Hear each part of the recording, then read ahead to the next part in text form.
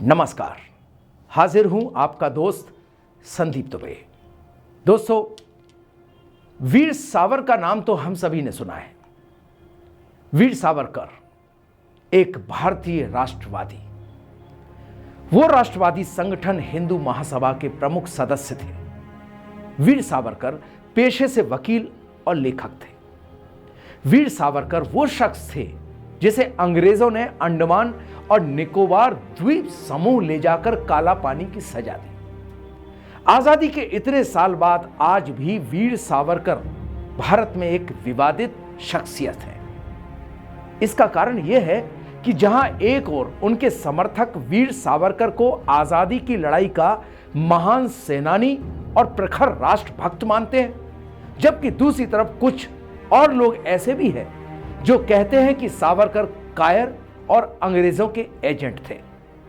यह बात कहने के पीछे उनकी एक अलग दलील है। वीर सावरकर का जन्म 28 मई 1883 को ब्रिटिश भारत के नासिक जिले के भागुर में एक ब्राह्मण परिवार में हुआ था। वीर सावरकर का असली नाम विनायक सावरकर है। वीर सावरकर के भाई बहनों का नाम गणेश, मैनाबाई और नारायण था। जब वीर सावरकर महज 12 वर्ष के थे, तब उनके गांव में हिंदू और मुस्लिम समुदाय के बीच दंगा भड़क गया था। इस दंगे में वीर सावरकर ने अपने कुछ दोस्तों के साथ मिलकर उत्पाती तत्वों का सामना किया और उन्हें भगा दिया। इसको लेकर कुछ लोगों का कहना है कि इस घटना से वीर सावरकर की मुस्लिम लोगों के प्रति वैमनस्य का पता चलता है। इसके उल्टे उनके समर्थकों का कहना है कि मुस्लिम लड़कों द्वारा किए गए उत्पात के कारण वीर सावरकर को ऐसा करना पड़ा। बहरहाल मामला जो भी हो, लेकिन इस घटना के बाद वीर सावरकर की वीरता की बहुत प्रशंसा हुई। वीर सावरकर जब बड़े हुए तो वो अपने बड़े भाई गणेश से प्रेरणा लेकर क्रांतिकारी बन गए। इसके लिए वीर सावरकर ने मित्र मेले की शुरुआत की। इसके तहत युवाओं का समूह बनाकर खेलों का आयोजन किया जाता था। इसका फायदा यह हुआ कि बहुत से युवा वीर सावरकर के साथ जुड़ गए। इस बीच वीर सावरकर ने पुणे के फर्ग्यूसन कॉलेज से अपनी डिग्री पूरी की। इसके बाद वीर सावरकर कानून की पढ़ाई करने के लिए इंग्लैंड चले गए। हालांकि वीर सावरकर ने इंग्लैंड में भी पढ़ाई के साथ साथ वहां के भारतीय छात्रों को भारत की आज़ादी के लिए प्रेरित किया। उन्होंने इंग्लैंड में फ्री इंडिया सोसाइटी का गठन किया। साल 1857 में स्वतंत्रता संग्राम का वीर सावरकर के जीवन पर गहरा प्रभाव था। वीर सावरकर ने इस संग्राम के गुरिल्ला युद्ध के बारे में the history of the war of the Indian independence नाम की एक किताब लिखी।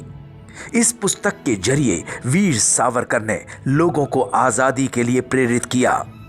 हालांकि अंग्रेजी सरकार को जब किताब के बारे में पता चला तो उनके भीतर खलबली मच गई और आनन फानन में वीर सावरकर की किताब को प्रतिबंधित कर दिया गया। हालांकि इसके बावजूद वीर सावरकर ने वो किताब अपने दोस्तों के बीच बांट दी। इसके बाद वीर सावरकर वापस भारत आ गए और अपने भाई गणेश के साथ मिलकर इंडियन काउंसिल्स एक्ट 1909 का विरोध करना शुरू कर दिया। हालांकि इस विरोध प्रदर्शन को देखते हुए ब्रिटिश पुलिस ने वीर सावरकर के खिलाफ आपराधिक साजिश रचने का आरोप लगाते हुए गिरफ्तारी वारंट जारी कर दिया। इस बीच वीर सावरकर गिरफ्तारी से बचने के लिए पेरिस चले गए। हालांकि 13 मार्च 1910 को पुलिस ने वीर सावरकर को गिरफ्तार कर लिया। साल 1911 में फ्रांसीसी अदालत ने वीर सावरकर को वापस बॉम्बे भेज दिया और भारत लाए जाने के बाद कोर्ट ने वीर सावरकर को 50 साल की सजा सुनाई। इसके बाद ब्रिटिश हुकूमत ने वीर सावरकर को 4 जुलाई 1911 को अंडमान और निकोबार द्वीप समूह की कुख्यात सेलुलर जेल यानी काला पानी में बंद कर दिया। सेलुलर जेल में वीर सावरकर को तरह तरह की यातनाएं दी गई। हालांकि वीर सावरकर ने हार नहीं मानी और जेल में रहकर अपने साथी कैदियों को पढ़ाना शुरू कर दिया। यही नहीं, वीर सावरकर ने सरकारी अनुमति से जेल में ही पुस्तकालय भी शुरू कर दिया। इसके अलावा वीर सावरकर ने जेल में रहकर हिंदुत्व एक हिंदू कौन है नामक वैचारिक पर्चे लिखे और इन पर्चों को अपने समर्थकों की मदद से चुपचाप जेल के बाहर भेजते रहे। धीरे धीरे ये पर्चे पूरे भारत में प्रकाशित हुए और लोगों के बीच फैल गए। वीर सावरकर एक नास्तिक व्यक्ति थे। उन्हें खुद के हिंदू कहने पर गर्व होता था। वीर सावरकर ने अपने पर्चों में हिंदू धर्म, बौद्ध धर्म, जैन धर्म, सिख धर्म को एक समान बताया और अखंड भारत के निर्माण का समर्थन किया। हालांकि वीर सावरकर ने मुसलमानों और ईसाइयों के अस्तित्व का समर्थन नहीं किया और उन्हें भारत में मिसफिट बताया। 6 जनवरी 1924 को वीर सावरकर की काला पानी की सजा खत्म हो गई और वो जेल से बाहर आ गए। जेल से बाहर आने के बाद वीर सावरकर ने रत्नागिरी हिंदू सभा के निर्माण में अपनी महत्वपूर्ण भूमिका निभाई। आगे चलकर साल 1937 में वीर सावरकर हिंदू सभा के अध्यक्ष भी बन गए। इस बीच मोहम्मद अली जिन्ना ने देश में हिंदू और मुस्लिम के बीच तनाव बढ़ाना शुरू कर दिया। इस तनाव को देखते हुए वीर सावरकर ने हिंदू राष्ट्र बनाने का प्रस्ताव दिया। इससे वीर सावरकर की लोकप्रियता बढ़ती गई और धीरे धीरे कई लोग उनसे जुड़ते गए। वीर सावरकर के बारे में कहा जाता है कि वो भारतीय राष्ट्रीय कांग्रेस और महात्मा गांधी के घोर आलोचक थे। वीर सावरकर ने महात्मा गांधी के भारत छोड़ो आंदोलन का भी विरोध किया था। यही नहीं, वीर सावरकर कभी भी भारत के विभाजन के पक्षधर नहीं थे। इसकी जगह वीर सावरकर चाहते थे कि राष्ट्र के अंदर ही 2 राज्य बना दिए जाएं। इसके अलावा वीर सावरकर ने महात्मा गांधी की मुस्लिम तुष्टीकरण की नीति की आलोचना की और द्वितीय विश्व युद्ध के दौरान जर्मनी के खिलाफ हिंसा का समर्थन करने के लिए महात्मा गांधी को पाखंडी तक कह दिया था। दरअसल साल 1911 में जब वीर सावरकर को काला पानी भेज दिया तो जेल में उन्हें तरह तरह की यातनाएं दी गई। वहां वीर सावरकर को घनी अंधेरी कोठरी में रखा गया था। वहां वीर सावरकर और अन्य कैदी सरकारी अफसरों के बग्गी खींचते थे। इस दौरान कैदियों को मारा भी जाता था। इसके अलावा टॉयलेट कम होने के कारण कई बार कैदियों को अपनी बैरक में ही मल त्याग करना पड़ता था।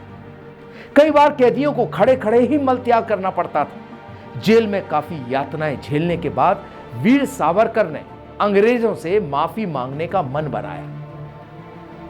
वीर सावरकर ने जेल से 6 बार अंग्रेज हुकूमत को चिट्ठी लिखी। वीर सावरकर ने अपने माफीनामे में लिखा था कि अगर सरकार अपनी असीम भलमसाहत और दयालुता में मुझे रिहा करती है, मैं यकीन दिलाता हूं कि मैं संविधानवादी विकास का सबसे कट्टर समर्थक रहूंगा और अंग्रेजी सरकार के प्रति वफादार रहूंगा। ऐसे में अंग्रेजी हुकूमत ने वीर सावरकर के अच्छे व्यवहार को देखते हुए उन्हें साल 1924 में रिहा कर दिया। हालांकि वीर सावरकर पर 2 शर्तें भी लगाई गईं कि वो किसी राजनीतिक क्रियाकलाप में शामिल नहीं होंगे और रत्नागिरी के जिला कलेक्टर की अनुमति लिए बिना जिले से बाहर नहीं जाएंगे। वीर सावरकर के इसी माफीनामे को लेकर अक्सर विवाद होता है। हालांकि महात्मा गांधी ने वीर सावरकर के माफीनामे को वीर सावरकर की चतुराई बताया था। महात्मा गांधी का कहना था कि सावरकर अंग्रेजों के सामने झुके नहीं थे, बल्कि आगे की लड़ाई के लिए चतुराई दिखाई थी। सावरकर जेल के बाहर रहकर देश की आज़ादी के लिए जो कर सकते थे, वो जेल के अंदर रहकर नहीं कर पाते। हालांकि देश की आज़ादी के बाद वीर सावरकर की छवि को उस समय काफ़ी गहरा धक्का लगा जब महात्मा गांधी की हत्या के आरोप में पुलिस ने वीर सावरकर को गिरफ्तार कर लिया। हालांकि बाद में सबूतों के अभाव में वीर सावरकर को रिहा कर दिया गया, लेकिन गांधी की हत्या का दाग धोने में उन्हें काफ़ी समय लगा। देश की आज़ादी के बाद वीर सावरकर 1966 तक जिंदा रहे, लेकिन उन्हें उसके बाद स्वीकार्यता नहीं मिली। इसके अलावा एक चीज़ और है जिसको लेकर सावरकर के विरोधी उनकी आलोचना करते हैं, और वो चीज़ है अंग्रेज़ों से पेंशन लेना। कहा जाता है कि अंग्रेजों से उनको 60 रुपए प्रति माह पेंशन भी मिलती थी। इसको लेकर सावरकर के विरोधी अक्सर सवाल उठाते हैं कि अंग्रेज उनको पेंशन दिया करते थे 60 रुपए महीना। वो अंग्रेजों की कौन सी ऐसी सेवा करते थे जिसके लिए उनको पेंशन मिलती थी। हालांकि उनके पौत्र रणजीत सावरकर की माने तो ये पेंशन नहीं बल्कि नजरबंदी भत्ता था, जो सभी दलों के राजनीतिक बंदियों को दिया जाता था। उनके मुताबिक सावरकर को यह भत्ता 1.5 साल बाद मिला और बाकी बंदियों को जो मिल रहा था उसका आधा ही मिला। सावरकर की करोड़ों की संपत्ति जब्त कर ली गई। क्या वो 60 रुपए की पेंशन के लिए समझौता करेंगे? ये हास्यास्पद है। अगर उन्होंने अंग्रेजों से समझौता किया होता तो वो अपनी संपत्ति वापस मांगते। वीर सावरकर के बारे में कहा जाता है कि वो नास्तिक थे। वीर सावरकर को कई लोग हिंदू हृदय सम्राट भी कहते हैं, लेकिन यह भी सच है कि वे एक ऐसे हिंदुत्व राष्ट्रवादी नेता थे जो कई मुद्दों पर आरएसएस से सहमति नहीं रखते थे। जैसे आज के समय में कई हिंदूवादी नेता गाय को आस्था का विषय मानते हुए उसे दैवीय रूप बताते हैं, जबकि वीर सावरकर की राय इससे बिल्कुल अलग थी। इसको लेकर वीर सावरकर कहते थे कि किसी जानवर के प्रति धन्यवाद की भावना का होना हमारे लिए बहुत उपयोगी है, क्योंकि वो मनुष्य के लिए उपयोगी है, इसलिए हम उन्हें पूजा के योग्य मान सकते हैं, लेकिन उन्हें धर्म के आधार पर भगवान माना जाता है। ऐसा अंधविश्वास राष्ट्र के बौद्धिक विकास को तबाह कर देगा। वीर सावरकर ने कहा था कि गाय की देखभाल करें, पूजा नहीं। वीर सावरकर ने अपने जीवन में इच्छा मृत्यु का प्रण ले लिया था। 1 फरवरी 1966 को वीर सावरकर ने घोषणा की थी कि वो मृत्यु तक उपवास रखेंगे और भोजन नहीं करेंगे। 26 फरवरी 1966 को उन्होंने अपने बॉम्बे निवास पर अंतिम सांस ली। उनका घर और अन्य सामान अब सार्वजनिक प्रदर्शन के लिए संरक्षित है। साल 1980 में इंदिरा गांधी ने पंडित बाखले को लिखे पत्र में सावरकर के बारे में कहा था कि वीर सावरकर का अंग्रेजी हुक्मरानों का खुलेआम विरोध करना भारत के स्वतंत्रता आंदोलन में एक अलग और अहम स्थान रखता है। मेरी शुभकामनाएं स्वीकार करें और भारत माता के इस महान सपूत की 100वीं जयंती के उत्सव को योजनानुसार पूरी भव्यता के साथ मनाएं। इसके अलावा इंदिरा गांधी ने वीर सावरकर के सम्मान में डाक टिकट भी जारी किया था और सावरकर ट्रस्ट को अपने कोष से 11,000 रुपए का दान भी दिया था। यही नहीं, इंदिरा गांधी ने साल 1983 में सावरकर को महान क्रांतिकारी बताते हुए फिल्म डिवीजन को उन पर डॉक्यूमेंट्री बनाने का आदेश भी दिया था, ताकि देश की आने वाली पीढ़ियां उनके बारे में जान सकें। आज भी राजनीति में वीर सावरकर की भूमिका महत्वपूर्ण है। उनके नाम को लेकर अक्सर नेताओं के बीच विवाद होता रहा है। जहां एक तरह भाजपा और शिवसेना के नेता वीर सावरकर को महान देशभक्त बताते हैं, वहीं दूसरी तरफ कांग्रेस और अन्य दल उन्हें डरपोक और अंग्रेजों से माफी मांगने वाले शख्स के रूप में याद करते हैं। यही नहीं, कांग्रेस नेताओं का तो यह भी आरोप है कि सावरकर अंग्रेजों से 60 रुपए महीने पेंशन लेते थे। कांग्रेस नेता राहुल गांधी ने वीर सावरकर के ऊपर एक विवादित बयान दिया है। राहुल गांधी ने कहा कि सावरकर को अंग्रेजों से पेंशन मिलती थी।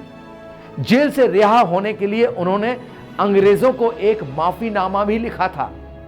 अपने बयान के संबंध में राहुल गांधी ने एक दस्तावेज भी मीडिया के समक्ष प्रस्तुत किया था। राहुल गांधी ने कहा कि सावरकर ने अन्य स्वतंत्रता सेनानियों को भी धोखा दिया है।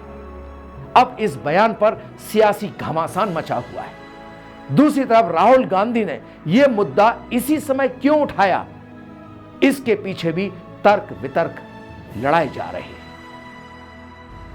ये मेरे लिए सबसे जरूरी डॉक्यूमेंट है। ये देखा आपने, दिख रहा आपको? और इसमें आप देख लीजिए, ये सावरकर जी की चिट्ठी है जिसमें उन्होंने अंग्रेजों को लिखा है। और मैं पूरी चिट्ठी आपको पढ़नी होगी, देख लीजिए, मैंने हाईलाइट भी कर रखी है, मगर मैं सिर्फ आखिरी लाइन पढ़ना चाहता हूं। सर, मैं आपका नौकर रहना चाहता हूं। ये मैंने नहीं लिखा, ये सावरकर जी ने लिखा है। तो इसको आप पढ़ लीजिए, देख लीजिए। अगर फडणवीस जी देखना चाहते हैं इसको, वो भी देख लें।